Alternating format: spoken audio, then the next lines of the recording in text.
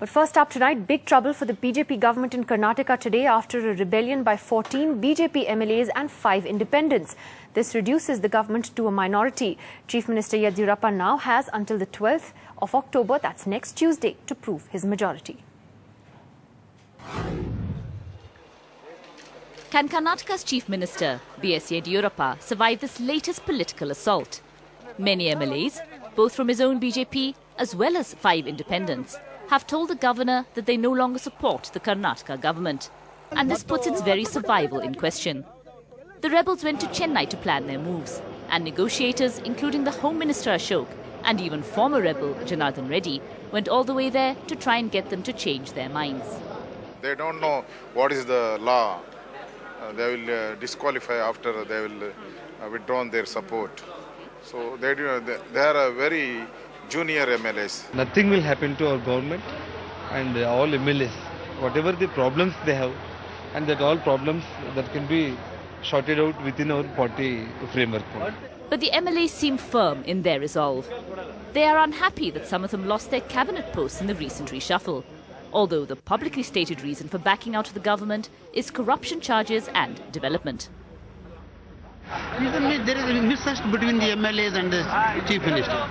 So our MLAs felt we are not very much safe in this government. Better find our own way.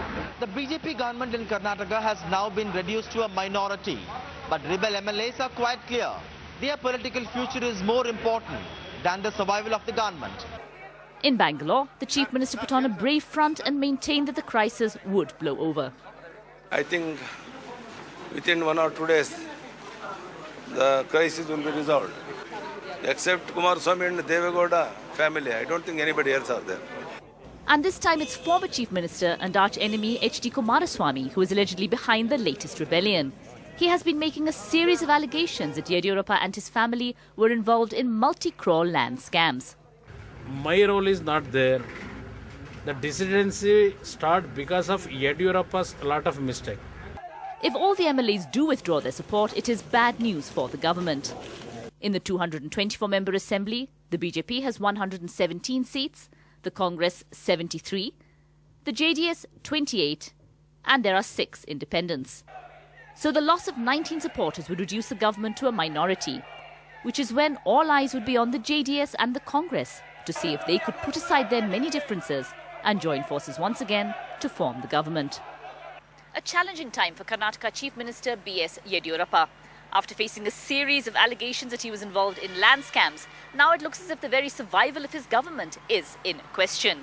It's not been an easy ride for the BJP's first Chief Minister in South India.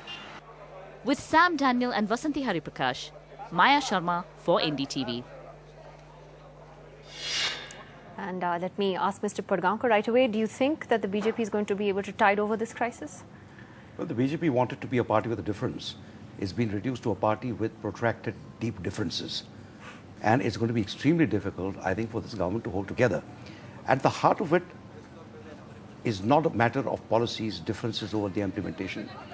It is not a question of governance. It is purely and simply a question of greed.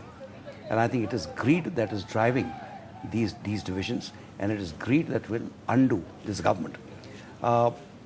They wouldn't have acted the way they did unless they had mentors in the central leadership of the party. So I think the central leadership is as answerable to what has happened. And you think they're headed for trouble, serious trouble? They're headed for very serious trouble because, as I said, if there were difference over policy, you can sit across the table, etc. But if it's a question of sharing the loot, then there's no way out. Then there's no way out, or there is hardly any way out. Well, I think that drama is going to develop quite a bit over the next few days. We'll keep a close eye on that.